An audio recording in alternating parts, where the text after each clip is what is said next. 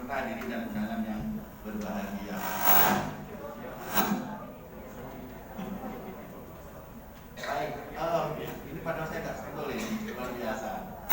Untuk awal saya ucapkan selamat menunaikan ibadah puasa. Ya, kita sudah alhamdulillah sudah kurang 23 hari lagi kita akan lebaran ya. Alhamdulillah dan sinkronisasi pelaksanaan kebijakan program dan kegiatan pencegahan kekerasan perempuan tahun 2020.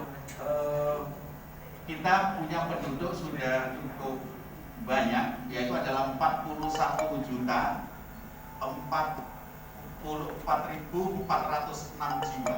Ini sudah lewat. Nah, 41.044.406. Kok hafal Pak Andri? Harus hafal. Kalau ditanya Bu Gubernur nggak hafal, saya bisa dipecat dari kepala dan dicapil ini.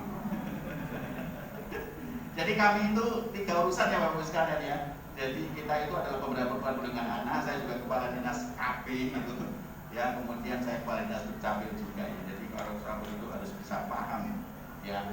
Dan kita tahu bahwa Jawa Timur adalah besar, ada 38 kabupaten kota.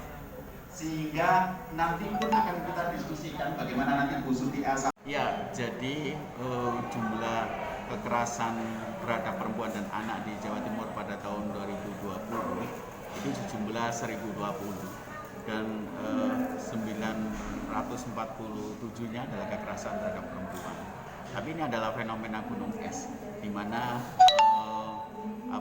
jumlah kekerasan ini bisa jadi banyak sekali, tapi definisi daripada kekerasan terhadap perempuan itu lebih banyak ke arah pencabulan, pemerkosaan dan sebagainya. Tapi sebenarnya pelecehan seksual pun itu sebenarnya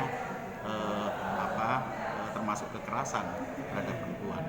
Dan 60% kejadian kekerasan terhadap perempuan dan anak terutama itu adalah di rumah tangga.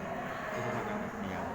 Sejauh ini penyebab kekerasan perempuan sendiri kebanyakan apa? Iya, sebenarnya kekerasan terhadap perempuan dan anak ini lebih banyak pada faktor ekonomi.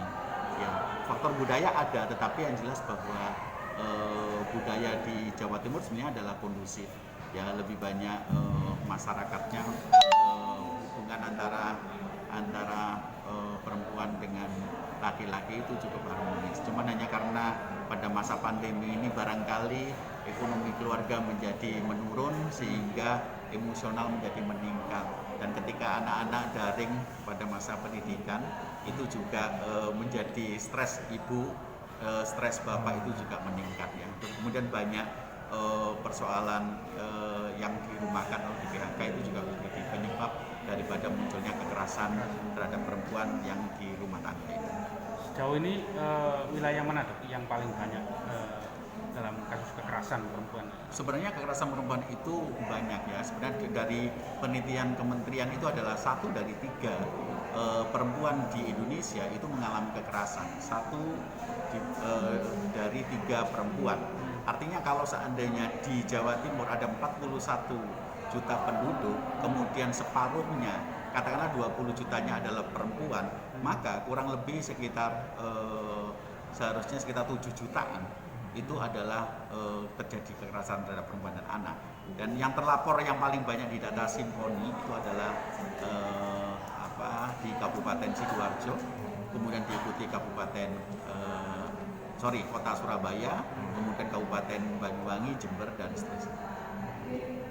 Jadi pada pertemuan kali ini adalah bagaimana kita bisa menangani korban kekerasan tersebut supaya tidak menjadi stigma di masyarakat. Ya, korban kekerasan terhadap perempuan itu bisa aman, kita siapkan shelter, kita siapkan rumah aman di seluruh kabupaten kota sehingga korban kekerasan menjadi tertangani semuanya. Kemudian kita dampingi baik dari aspek psikologisnya, kemudian dari kita dampingi dari aspek hukumnya maupun mediko-legalnya juga. Ya, misalkan mungkin kita berikan secara gratis misalkan di dalam visumnya dan seterusnya.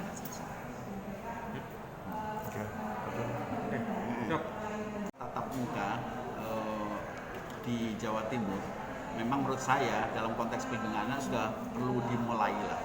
Kenapa? Karena kalau kita melihat keuntungan sama mudorotnya, justru pada pendidikan daring itu ada sebuah penelitian bahwa tingkat pengetahuan anak-anak kita justru malah mengalami penurunan, tingkat kecerdasannya juga. Oleh karena ini perlu kita mencoba untuk bagaimana pembelajaran melalui tatap muka. Dan ini harus kita pahami bahwa tentunya ini masih tetap di dalam koridor protokol kesehatan.